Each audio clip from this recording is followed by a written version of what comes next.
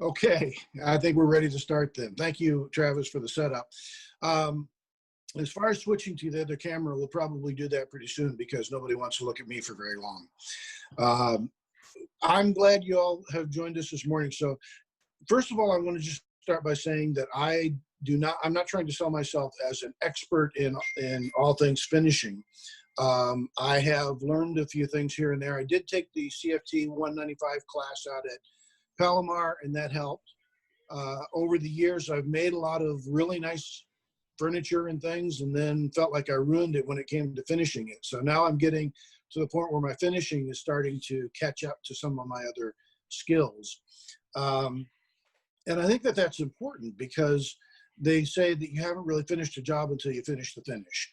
And that's what I've learned. And a lot of things that you have to do to be able to get this kind of mirror finish that we're going to talk about this morning are, if you've never done them before, they seem scary. Over people talk about represent the 1 inch. Sorry? Go. Okay. They're I used to hear people talk about rubbing out a finish, and I didn't know what that meant. And so, I thought, are you going to like sand it? And that just kind of scared me. So now that I've gotten past that fear, I'm going to show you a few things here, and then we're going to actually do a demonstration. It won't take all that long to show you exactly what it means to rub out to a mirror gloss finish. And I have lots of things that are around me that I can grab as I need them. But if you'll go ahead, Travis, and switch to the phone. Sure. I'll use that then to show what I'm doing. So this is a piece of wood, and this is a sample piece for a project I'm working on right now, which is a linen closet remodel. Because I don't ever do anymore. I don't ever do any kind of a project without first doing a sample to get my boss's approval on the color. What's her name? Her name is Anna. Uh-huh. And she has very strong opinions on her colors and things like that. So we do the samples first, and it treats out a lot better. Now you might say, well, that's a pretty good finish. But if you look really close at it, and what I do is I have a light, if you see that bar in the back, that I keep at an oblique angle to the table, because that allows me to, to be able to look really closely at what a finish is looking like. And you'll see that there's dust that's settled in there. And even even where there isn't dust, you can tell it's kind of a bumpy finish. Now this is a HVLP sprayed polyurethane, water-based polyurethane. So we're going to make this look a lot better here in just a minute. Before we do, I'm going to show you a bunch of things I have around me here. But let me pause just for a second and ask if there are any questions at this point. Nope. You say Okay. HVLP, is it one driven by an air compressor? Is it one driven by a turbine? Is it one that's a gun? What kind of HVLP do you use? Yeah, so it's run by a turbine and has a gun. HVLP stands for high volume, low pressure, and I found that they are really easy to use and really easy to get good results. I bought a middle range Erlex sprayer. I never recommend buying mid-range. This turned out to be excellent. If I was to do it over again, though, I'd buy their top end. The top end is just always so much better. Okay, let me show you a few things. Right here, we have a set of micro mesh abrasives. Now, there are a lot of ways to do anything you're going to do. And I saw even in the thread in the forum on this, they were talking about car polishes and things like that. I have tried that. And to tell you the truth, it's kind of confusing to me. If you use the Meguiar's, they're numbered like, I think 1 through 9. And if you, but I think you have to you start with 4, then you go to 1, and then you do 9, and then you do 6 or something like that. You should just start with 1 and go to 9, and I probably would have been happier with it. But I didn't get good results with the polishes. We're going to see how to use these micro mesh abrasives. And by the way, the micro mesh is microsurface.com. I got mine on Amazon. You can also get them at StuMac and a number of other places. This is also a micro mesh product that I got at Rockler. The reason I've got the markings on the side is because the since it's two-sided, they don't have the grits marked on it, and you can forget which grit is which. But if you stack them up like this, you can tell, you know, from the coarsest to the finest this way. Cool. That's just plain water. This is some water with some Dawn, a couple of drops of Dawn in it, just if you need a little extra lubrication. This is 320 stearated paper. Now, if you don't know what stearated paper is, that's important. If you've ever tried to sand a finish and the sandpaper got all clogged and then the clogs started scratching the finish, that's my early attempts to sand a finish. That's what happened, and it got really discouraging. Stearated paper is anti-clog paper, and so it's got a kind of a soapy finish in there, and it's also got a little less abrasive. As far when I say less abrasive, it's spaced out more, so it doesn't clog up as much. And so we'll be using this in just a minute. In the back here, I have several things. First of all, let me just mention the super glue, because super glue can actually make a pretty shiny finish in and of itself. This is a part of a pen that I broke, but you can see the finish is really nice, and that's just super glue, and that was polished with these abrasives, these abrasive pads here. So I thought that was pretty interesting when I found that you could do that. This is the Zinsser seal coat that George was talking about the other night in our general meeting. I found out that his method of finishing is a lot like mine. So, you know, I always use some seal coat. This is vintage cherry. That's the color that's on the wood. And this is water-based high-performance gloss polyurethane. Now, I used to wonder, you know, do I buy gloss? Do I buy semi-gloss? Do I buy satin? But you know what? I only buy gloss now because I control the sheen by what I do after I've sprayed it on. Then I've got some Black Bison polish there, which we may or may not use. Something that can be very important here, I've got this wood grain filler. This is actually called Crystal Lac, although they don't have their name on it anywhere. It's really small right here. And this is just a plastic squeegee to apply it. You can use a credit card as well. So with that, I think maybe we'll talk a little bit through the process here. First of all, if you're going to do a piece with a mirror finish, the first thing you're going to want to do is make sure that your wood is flat. Unless you're doing something like this, of course, which you're going to get that shine on the lathe. You're going to use a flexible pad like this. Of course, flat is not what you're going for.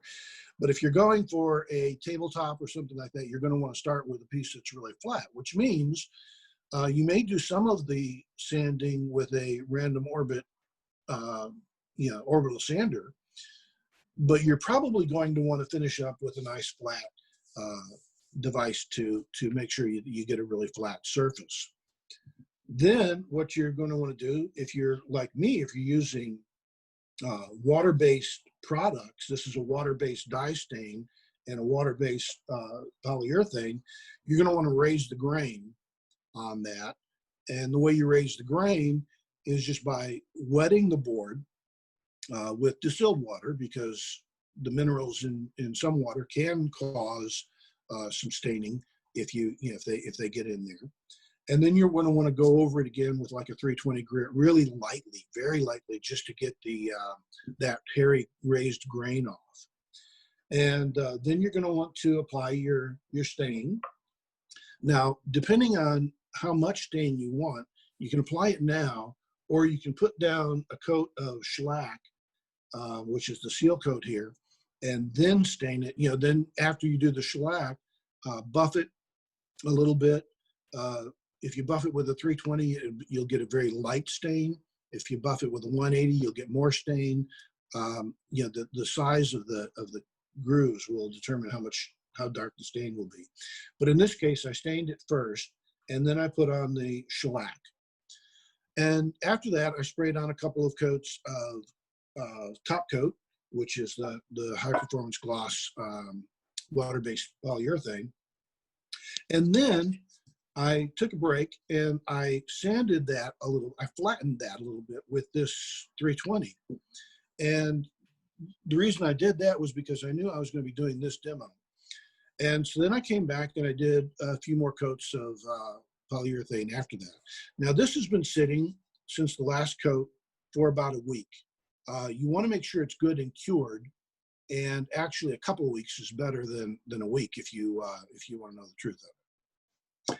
Okay, so the first thing we're going to do is ruin it. That's the part that always got me. So when I first started, if you've used polyurethane at all, you know that you've got to rough it up between coats because the polyurethane is a reactive finish, which means it's a chemical reaction that takes place, and it hardens, and the next coat is not going to stick to it if you don't scuff it up. Now, you can scuff it up with some sandpaper, like I say, some stearated sandpaper, or what I found actually works quite well is a 3M pad. The gray is very fine, and the maroon is super fine, ultra fine, and they're very good at scratching a coat of polyurethane to get ready for the next coat. But when I first heard someone talk about rubbing out a finish and starting with 320, I did this to a tabletop, and I thought, shit, I've ruined it. Right. And so I sprayed another coat on, and I don't know, do I have to watch my language on these videos, Travis? There's no rating on it. So I sprayed another top coat on it, and I called that a day. And when you spray another top coat on, of course, that fills that in really well. But what we really want to do is we really want to take this down to where we get rid of anything that is shiny. If we have anything that's shiny, that is not ready. And that is the definition of flat, when absolutely all of the shine is gone. I'm going to take a moment and wipe this off. Let you take a look. Ed, can you say again what stearated paper was versus Yeah, not? the stearated paper has two things about it. One, the grit is spread out a little bit so that, it's not as tightly packed, so it doesn't clog up as quickly. Okay. But it also has a little bit of a soapy type of a coating on it. And that keeps it, again, from clogging. Okay. So you can't really do that. You can do the sanding one of two ways. You can wet sand, or you can use stearated paper. Okay. Now, you do not want to use stearated paper on something like this wood grain filler. I didn't know that, and I always had to put so many coats of this on. What do you use the wood grain filler for? You use the wood grain filler because if you have a very ring porous wood like mahogany, then you're going to get, you're going to have these pores that show through, and the pores are going to look bad in your final job. So now I did a little bit of sanding with the 320 stearated paper, and you can see that there are still some shiny spots. So I got to do more. And while you're doing that, there's several people who've asked where you get stearated paper. Oh, I got this batch at TH&H. They have it at Frost. I've seen it at Home Depot. Okay. Sometimes it won't say stearated. Sometimes it'll just say no clog.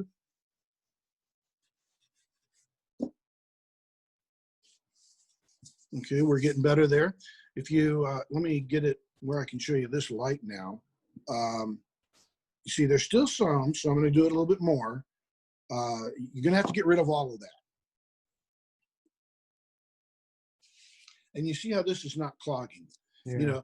Normally when you try to sand a finish with the wrong kind of sandpaper, this will fill up with white junk really quickly, and then the little white pills will start forming, and then you'll scratch your finish, and then you've got a more serious problem.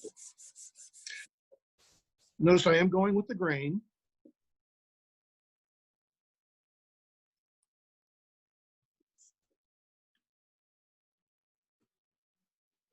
Ed, it looks like you're kind of really light pressure. Is that correct? Yeah, pretty light.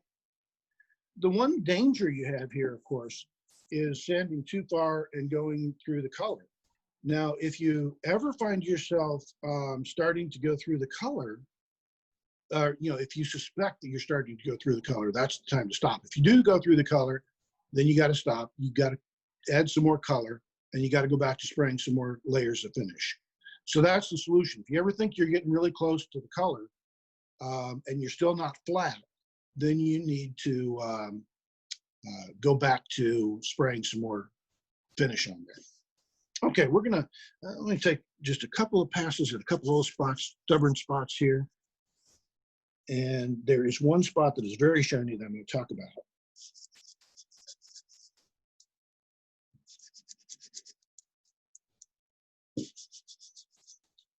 Okay, now, a couple of spots that are shiny that I'm going to talk about. So let me put it over here and see if I can highlight those spots for you. One is right along this edge. You see it's still shining. That's because this edge is not flat with the surface of the board. And so that's where I was talking about. You really need to do your finish sanding with something flat to make sure you get that flat. If you sand with a normal sander, you'll get this kind of stuff all the time.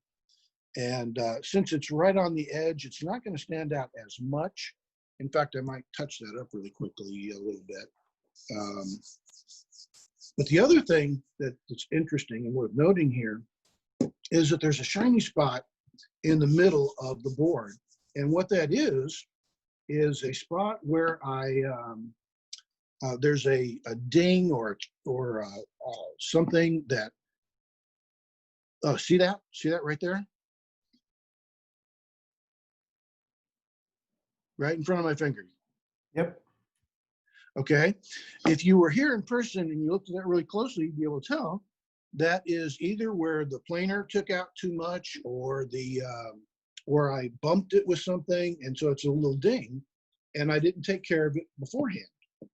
And so it's there. Now, there are ways to fix that after you do what we're going to do today. And so if you remind me, we'll talk about that when we're done with it. Okay, so we have effectively flattened the finish. It's all dull. There is no more shine left to it.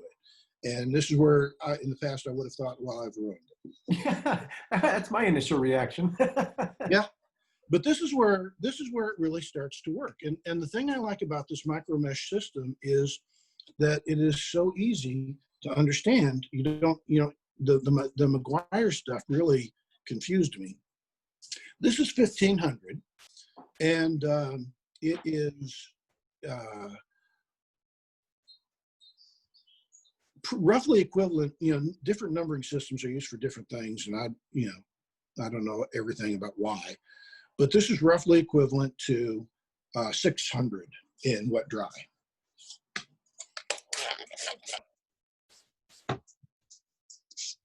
That was the Dawn water? Yep. And you just want to make sure you have enough water to, if you start feeling it drag on dry stuff, then you want to stop. Now, you notice I'm still standing in the direction of the grain. The object of the last sanding with the 320 was to get it flat. The object of this one is to do no more than to remove all of the 320 grit scratches.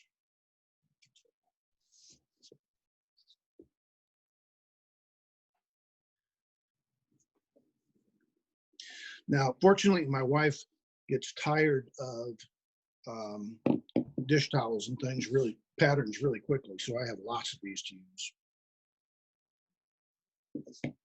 Okay, a little bit damp. That can affect the way you see it on the camera, I think. But as I look at this, I am seeing two things. and let's see if I can get this to where you can see it. You see rings. That is actually moving from one layer of finish to another from where I've sprayed it. That's not, I don't think that's going to affect it in this case because we're going to go to a high gloss. So it's all going to be the same.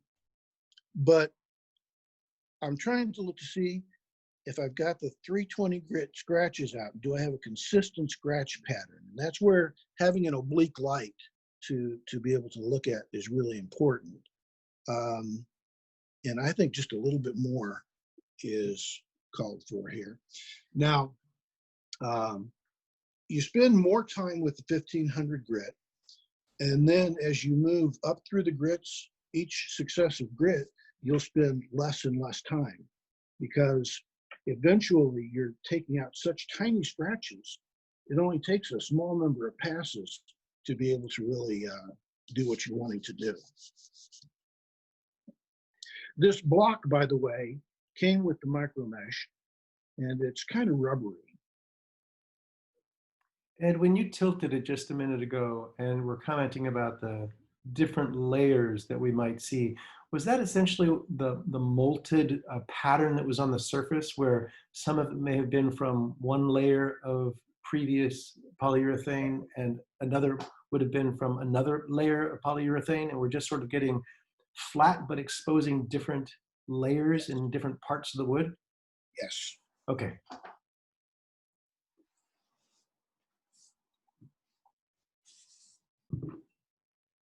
Ed, the process you're doing with that small little sponge and micro mesh, if you were doing like a big chest or a big box or something, would seem challenging. Do you have bigger sponges and bigger micro mesh, or do you just use that small one regardless? I have just used a small one. I would not do, so I would do a chest. If I was going to enter it in design in wood or something like that, I would absolutely do it.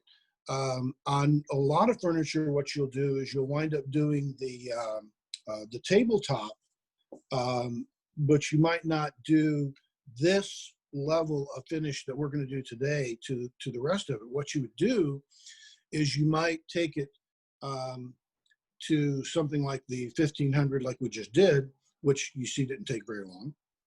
And then you might go with the ultra fine 3M pad or something like that, just to give it a. This is used instead of steel wool, and the reason I use this instead of steel wool is because I'm using water-based finishes. So if I got some 4/0 steel wool and scuffed up the surface, it would do the same thing as this, but it would leave behind steel that could react with the water and the finish as I put subsequent layers on, and could wind up with pieces of rust in my finish. Okay, so I'm going to move on to the 1800. While you do that, Ed, could you also again comment about those sanding pads you have at the head of the table where you have all those vertical marks to distinguish, you know, the ones next to your Pyrex? Oh, these, yes. Yeah. Could you comment again on what those were?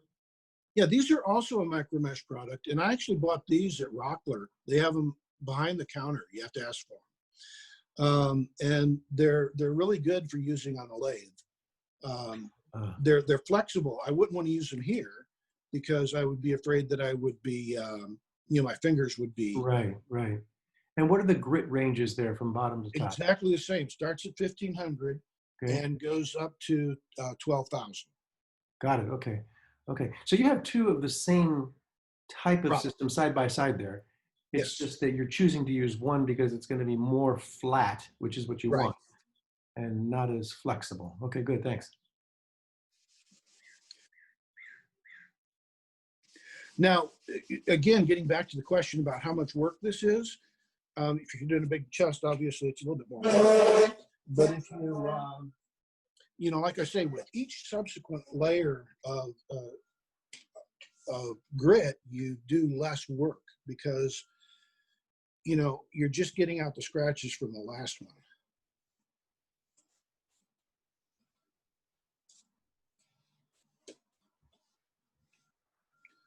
Okay, I think I need to do.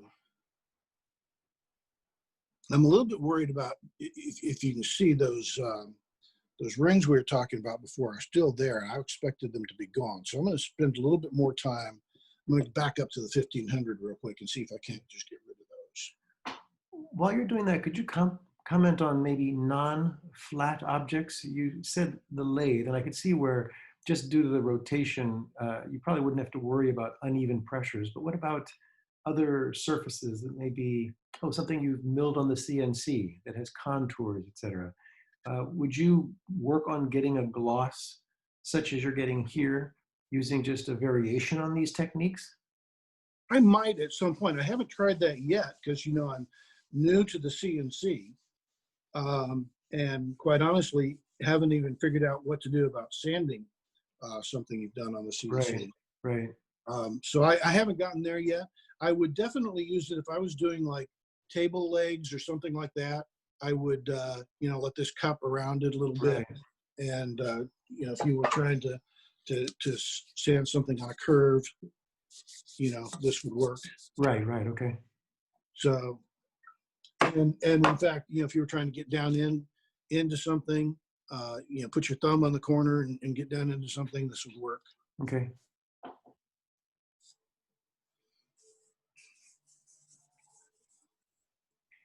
Just because there's a pause here, anybody have questions for Ed as he does another 1500 pass on this? I just appreciate him taking the time because I took the Gary Rogowski class, and that was good, but we didn't have the opportunity to try to get into this kind of detail because he was trying to cover so many different aspects. So I appreciate Right. it. Yeah. Anybody Several others. Anybody who took the Gary Rogowski class will remember this pattern. Oh yeah. That's what he did on that cabinet he was making. And this was my 195 EFT CFT class out at Palomar. This was my final project. So I've got brass and aluminum and Purple Heart and Paduke and Holly. And I'll tell you, if we get time, I'll tell you a story about how I had to approach that to keep, because every time I started to put any kind of finish on it, and I tried several different kinds, the Paduke would bleed all over the holly and turn it red. Oh no.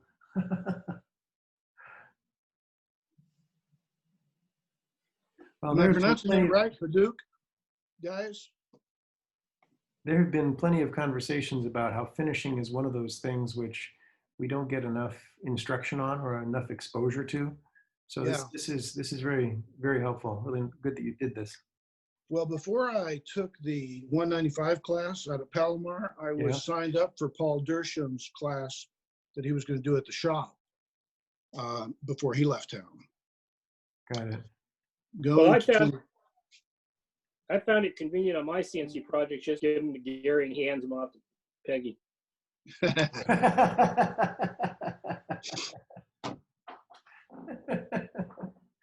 Peggy is awesome.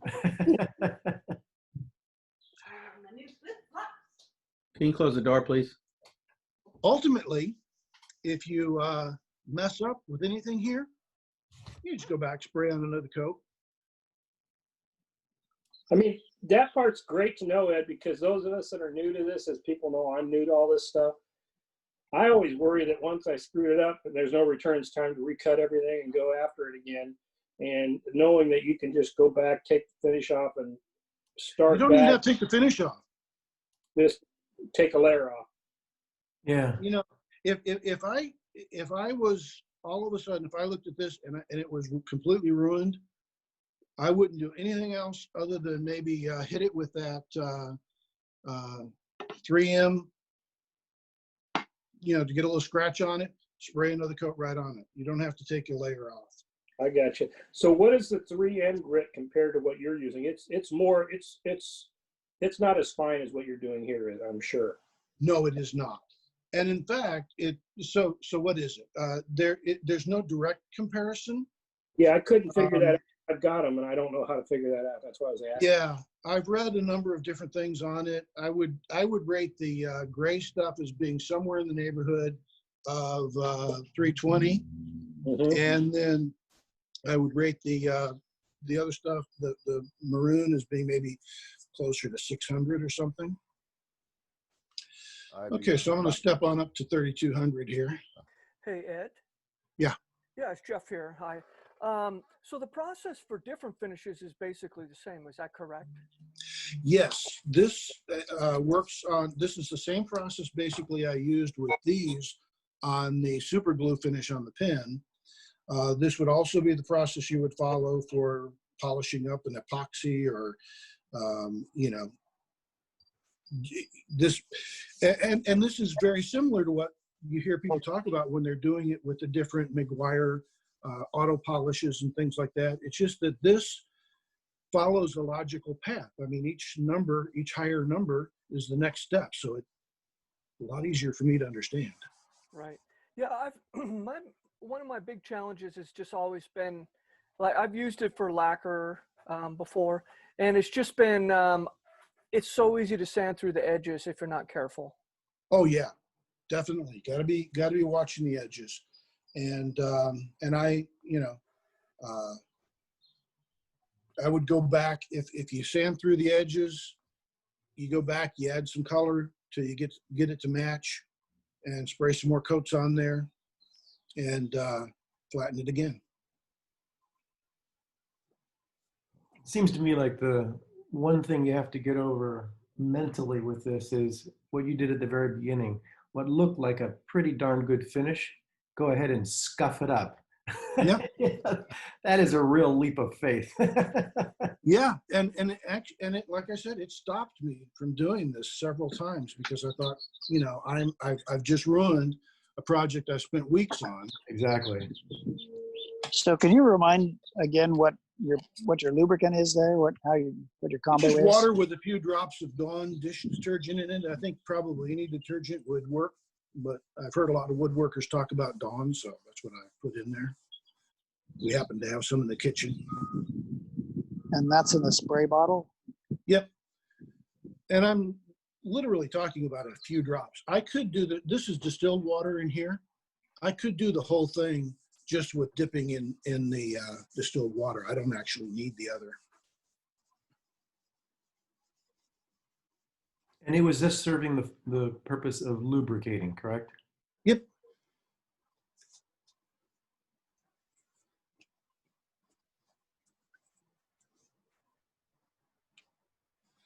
So at this stage, one of the things you have trouble with is, you know, you're trying to dry it off and you're trying to tell the difference between what are scratches that you rubbed in there and what are still wet areas. So I've got a stack of towels here to use. Okay, you see it's starting to look a lot better here now. Let's see, the camera going the right direction. Starting to look a lot better there now. I still got some of those swirls from the circles, but I think those will disappear as we go further. If you, I should have sprayed, you know, it's good to spray really thick layers of finish. I don't think I did as good a job on that. But you can start to see, I don't know if you can see it, I don't think you can see it on the screen because I'm looking at my other screen. But here in person, I can see individual LEDs in that light source at this point. I could count them. Well, also, you seem not to have any of those little speckles of dust that had made their way in. Oh, no, when you started. Those were gone with the 320. The, I think, and I really think the swirls are going to go here too. If I'm wrong, then, you know, we won't have time to fix it today. But like I say, I would just spray another. At this point, I have the confidence that this thing is really flat. So I would just scuff the surface, spray a little bit of poly, let it cure for a week, and then come back and do it again. Do you have a tent or a booth or some enclosure that you do your spraying in? Nope. So you just take it outside? Nope. Right there where you are? Right here where I are. That is good control, huh? Well, HVLP doesn't have nearly the overspray that some things do.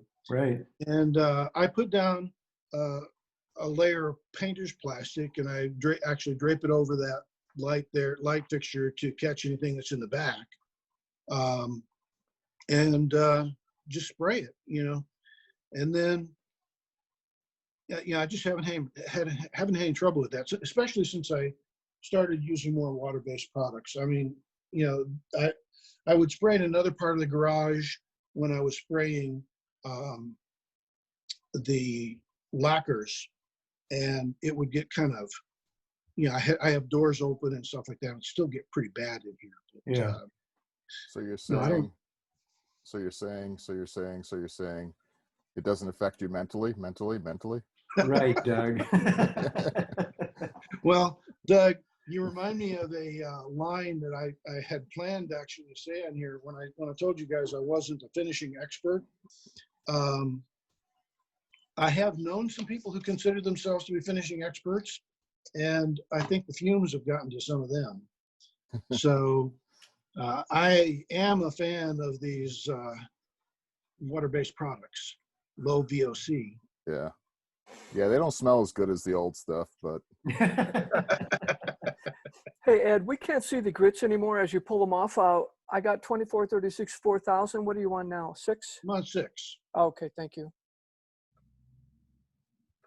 I think Yeah, Jeff is taking notes. I am. All right. how stiff is that block, Ed? Is that rubber? Or? It's a rubbery block. It's you can see it depresses pretty easily. Okay, but still pretty thick. Yeah, stiff. Okay. Yeah. It's enough resistance to keep it flat, Right. but otherwise pretty flexible. Yeah, for the keeping the dust off the finish, my ghetto solution that I've been using is I spray it laying flat on my balcony, and then I've got a huge cardboard box. It's like 4 feet tall by 2 feet by like 1.5 feet deep. And I just have the top of that, or the face of it open, and I just lay it down on top of whatever I'm spraying and just leave it that way for a couple of days. So it's basically have- enclosed? Yes, it's fully enclosed. As soon as I'm done spraying, I drop the box down and leave it. Got it. And I haven't had any dust issues. Cool. I've seen people do that. I think that I've also seen people do that with, the box having a few holes in it to let air through. Honestly, I found that since I'm never going to use the finish without doing something to it. I might not take it to a mirror gloss, but I'm going to at least put a, what am I trying to say? A semi-gloss type of, matte finish on it or something. And that gets rid of anything that's been picked up. Okay, going from the 6,000 to the 8,000 here now. Hey, Ed, for a semi-gloss, where would you stop with the grits? Well, I usually take it up beyond where I want it to be. In other words, when I get to a spot where it's glossier than I want, then I go back down one, and there you are. Okay, makes sense. After you wiped off that last scratch or whatever, that was really looking nice. I mean, I could see the lighting, and I mean, that looked pretty impressive already. Yeah, that's the thing about this. It's, when you do it right, it's it's amazing. I mean, you think you've ruined it, and then you do a few more passes with a higher grit, and you've got a beautiful finish again. And you notice with each successive grit, I'm not spending as long because I'm just removing the scratches from the previous one. And at this point, I don't have to worry about sanding through the finish because I'm taking off so little at each pass. Now, is this where the process ends when you finish with the highest grit sanding, or will you be going through and adding another layer of polyurethane? If it looks good, this is where it is. Well, no, I'm sorry. This is not where it ends, but I would only add another coat of polyurethane if I had a problem that couldn't be fixed with other things. Okay, good. Thanks.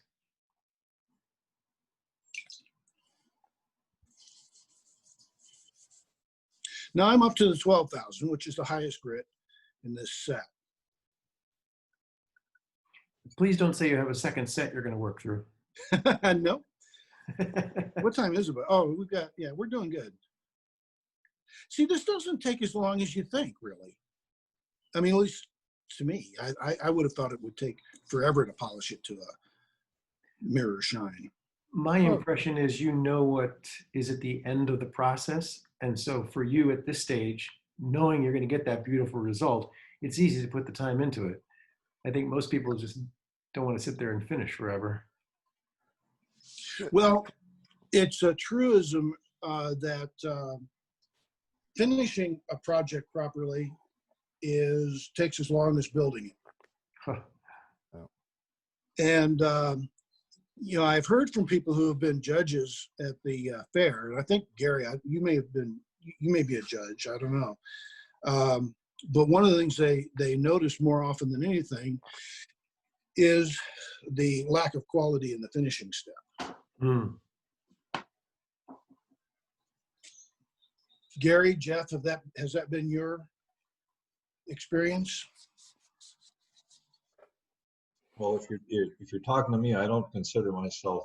First of all, I'm not a judge, and I don't consider I'm like you. I don't consider myself an expert on finishing, but I've done a lot of it.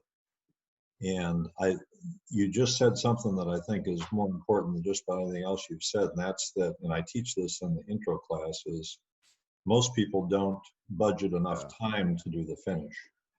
And I teach them an intro to woodworking. Divide your time for a project into thirds. 1/3 for the planning and preparation and purchasing of the materials. The second third for the building of the project, and the third is finishing. Look at that. Because that's exactly what happens is people are in a hurry to get it finished, and they just don't take the time to finish it properly. So Let's see now. I want to make sure. That's gorgeous. Yeah. Yeah. I think that's, Gary, I think you're exactly right on that. I don't think I'm getting the light fixture I'm looking at, that oblique one. Trying to figure out how to get the angle right for the camera. What are those dust nubs? I'm sorry? I'm just kidding, Ed. I said, what are those dust nubs? You pointed out the dust. But basically, you know, you can see things in my shop now. And here, there's my It's a mirror. Yeah. You know, there's the light fixture on the ceiling. So, and you know, you start to get to where you can see, like, for instance, if I put the can of finish there, well, it has to have a light on it, but you start to see reflections. Now, so you asked Travis if this was the end of the process. It's not. There's one more thing that I would do, which is to spit wax shine. it.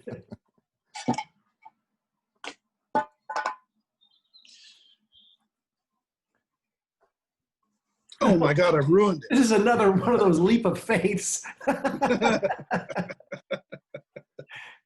little bit of mud will help. Yeah, good. Oh yeah, can you imagine if a piece of dirt got in that? Oh, I shit. mean, you gotta have, at this point, I mean, everything's got to be clean. So Ed, what did you just rub on there? That was Black Bison wax by Libron, and it's actually the black color of the Black Bison. Wow. Since I'm, you know, my wife likes dark woods. If there are any scratches left, the wax will kind of fill them. Mm-hmm. And I would like it to be filled with a nice dark color. Got it. Hey, Ed, the instruction on that that wax says to, like, let it completely dry, basically do a haze. And I've tried that, and you can barely wipe it off. I notice you're just wiping it on and wiping it off. That's been my best experience with it as well. Yeah, that's because I didn't read the instructions. Good for you. Don't follow the instructions. Hey, Ed, I've got another question. And, you know, I haven't used the same materials you have, but I've got some wet dry, and I've gone like up to, 2,000 grit wet dry. And one of the things that I have noticed in my projects is when I start, before I start rubbing it out, and I look down just perpendicular to the finish, there's incredible clarity, of course, but you've got the dust and the bumps, and it's not level. Yeah. And then I rub it out, and it goes level. But what happens is at an angle like you're showing, it's crystal clear and it's like a mirror. But then after rubbing it out and looking down perpendicular through it, the original clarity before rubbing out is reduced. I don't know if that makes sense what I'm saying. Is that what you end up doing? You end up with these micro scratches that, you know, it's flat. So at an angle, you see that mirror finish, but it's still not as clear perpendicular when you look at Well, I think that I don't know that I've seen exactly what you're talking about. If you were here in person and you looked at that really closely, I think you can still see that there might be some micro scratches in there. Mm-hmm. And I suppose the answer to that is there one of two answers. And again, I'm not describing myself as an expert, but you know, if I, let's say for instance, maybe I left those micro scratches behind with the 800 grit. So I'd go back to the 800 grit and sand some more, and then go to the 12,000 grit, or the 8,000 grit, I mean, sand some more, then go back to the 12,000 grit and get rid of those final scratches. Or maybe this is where the real experts would take the McGuire's and, you know, and take it a level further. Okay.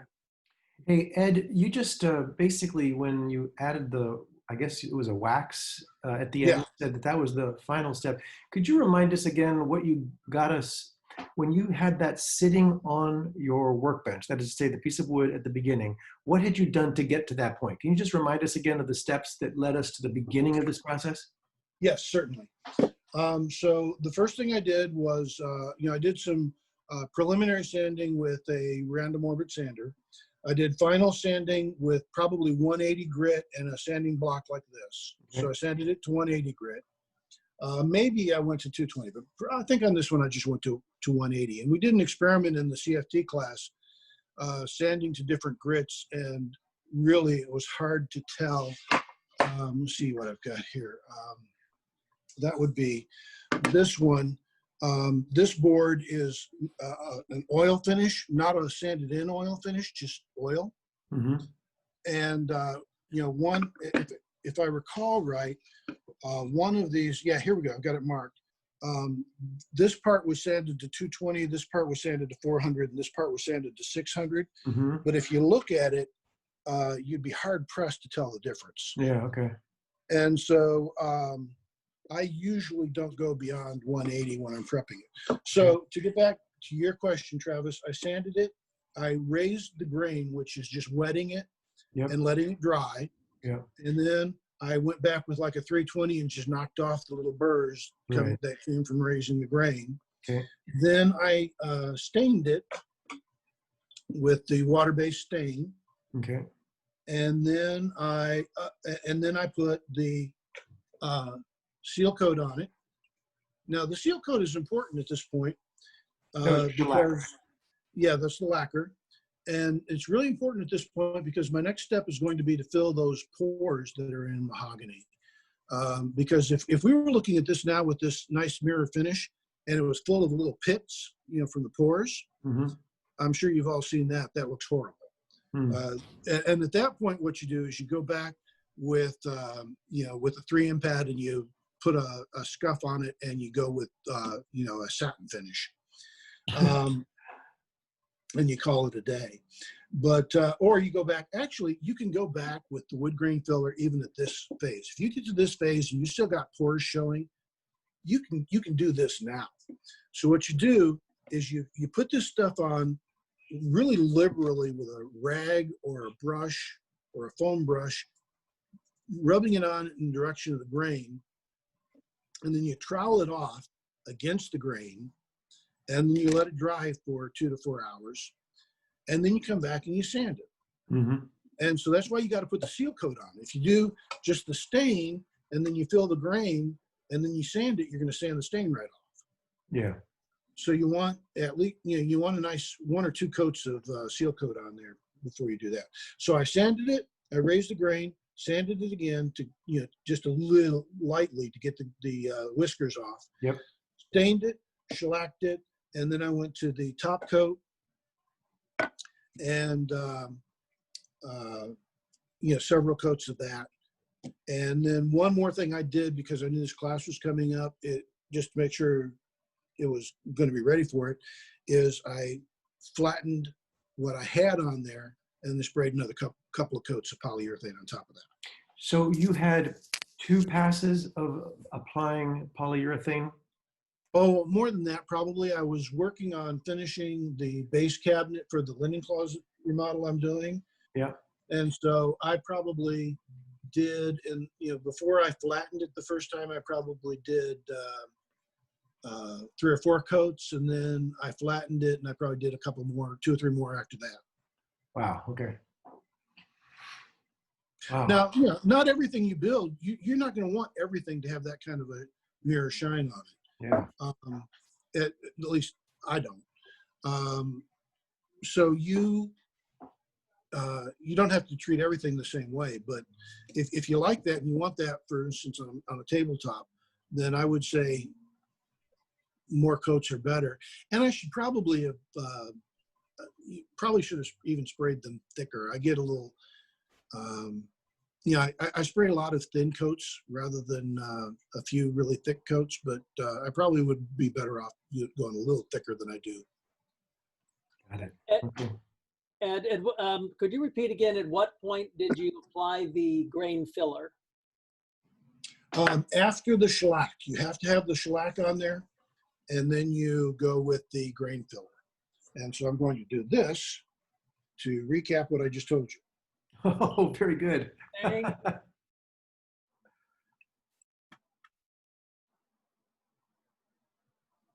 And the only stuff I haven't listed there is the wax. Okay.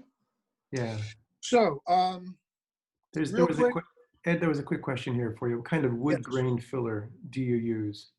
You mentioned it before, but yeah, this is called Crystal Lac. You can see the name really small right there at where my thumb is. It's a water-based, milky white wood grain filler. Let me show you what it looks like. Dries crystal clear. okay. That's another one of those leaps of faith. Well, I'll tell you the biggest problem working with this, and if you want to switch back to my other computer, that'd be good. The biggest problem working with this is when you trowel it off, and I use the plastic spatula to trowel it. When you trowel it off, if you leave big streaks of this, and then you go, let's see. Oh, it's not a touch screen. Sorry. If you leave big streaks behind when you're troweling it off, and they dry, and you're trying to sand those big streaks off, you're going to wind up sanding through the shellac and sanding through into your stain. So you want to do a pretty neat and tidy job with scraping it off, scraping off the excess. You'll still have some of those streaks, and you sand it, and then it's better to do more than one coat of grain filler than it is to try to leave a bunch on there and think, well, I'll just sand it down. Because this stuff, for one, it contains a lot of silica, and it's really hard to sand. I have a question. Yes. Okay, I am stuck back on the Dawn soap. And my question is, okay, since polyurethane has an alkyd base on it, and since varnish is made with oil, and Dawn tends to destroy the oil, this will not affect, but polyurethane is different from other varnishes. But would this using the Dawn soap maybe with other varnishes would not work, right? Or would it? To put a few drops in, would that affect the finish or not? My chemistry is very weak, by the way. Yeah. So let me give you some random thoughts, some of which are correct and some of which are probably way off. One thing is, and this is one of the things I think Gary Rogowski may have said, or I've heard it recently someplace anyhow. Once a finish is really cured and hard, then a lot of the things you hear about them go out the window. Once they're hard, you can put water-based over oil-based. If it's fully cured and you scuff it and prep it and put a water base on there, you're fine. That's a random thought, didn't answer your question. To answer your question, there are two major kinds of finishes. There are reactive finishes, and I always forget the name of the other one, but they're basically they're live finishes.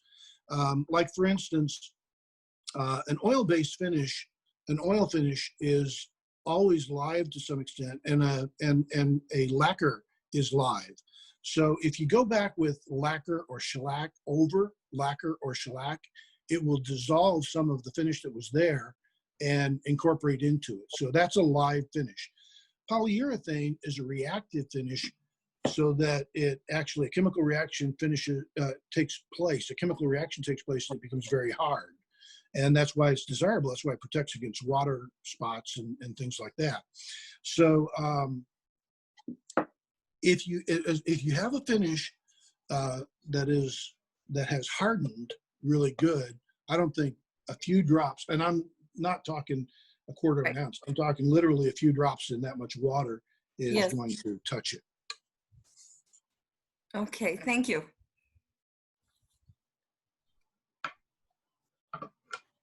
Other questions?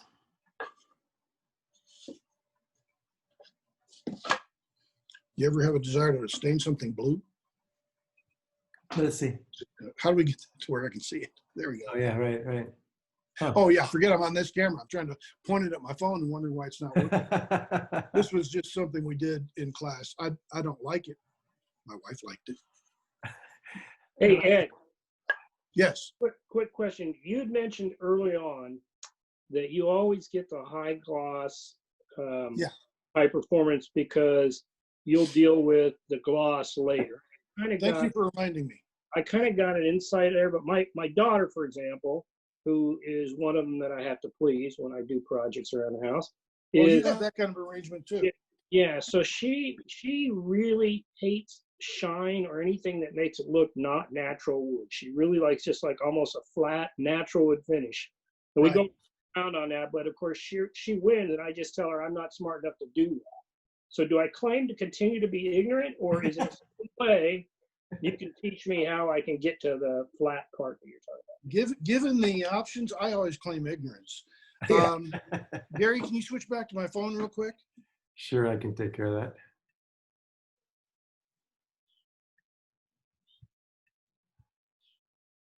So what I did in the meantime while he's switching back is I just cut a piece of that 3M pad off. Right. And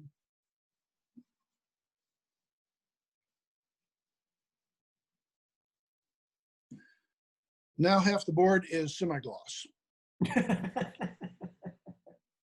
That's the difference in gloss and semi-gloss right there. What about if you want to go to flat? Can you go more, or will you take it all off? No, you could go, go long enough, you take it all off, but. Well, I don't want to take it all off because I want the protection. Yeah. So now, so that is the semi-gloss. It needs a new coat of wax put on it, but that's what Paul Dersham always said. He's the one who kind of I first heard say that. He says, I don't buy anything but gloss anymore, and because I know I can take it down to whatever finish I want to put on there at the end. Also, if you get a finish, let's see, where'd my finish go? Oh, it's over here into this.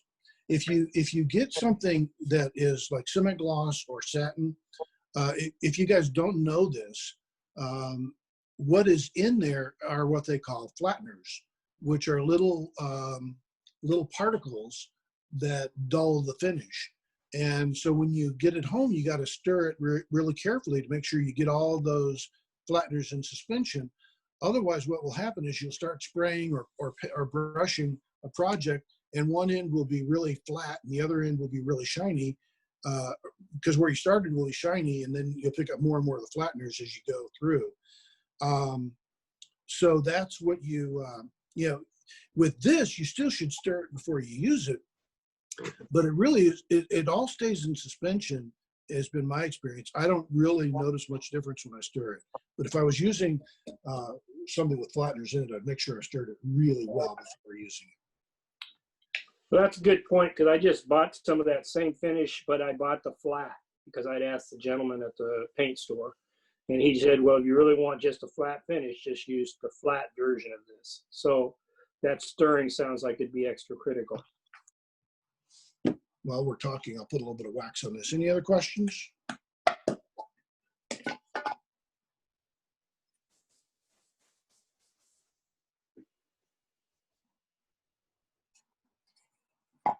Do you have a That preferred? rag, Do you have the a rag preferred you keep in the can polyurethane? there? I'm sorry, go ahead. Do you have a preferred polyurethane you like to use? Or water base?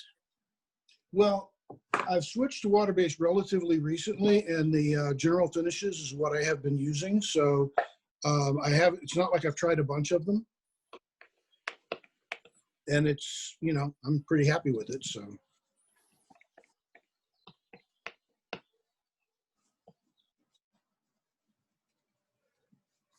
Okay, now I did this with the 3M pad, as you saw. And the wax looks good. As you look down at it, you can see some micro scratches.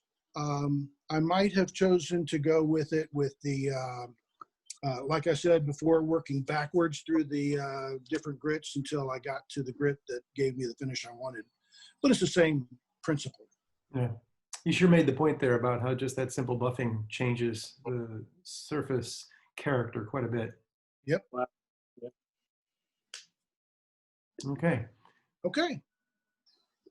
You know, and I got to tell you, this was very seminar quality of presentation. I think it was fantastic. You've been seeing comments in the chat room that feel very appreciative as well. So Well, unless there are other questions from people, I guess not. I guess we're just going to turn back over to Ed and basically say thank you. And I have to dismiss that. Okay. Thank you all very much. I'm glad you came and joined me. And hopefully, you know, if there's enough interest, maybe we could do a longer series on finishing. But I'm sure that there are other people in the club who know more about finishing than I do. So I'd be willing to help any way I can. This was Well, you did a great job. Really appreciate it. Very good. Thank you very much. Travis, thanks for the support on the video. All right, you're welcome. Bye-bye, everybody.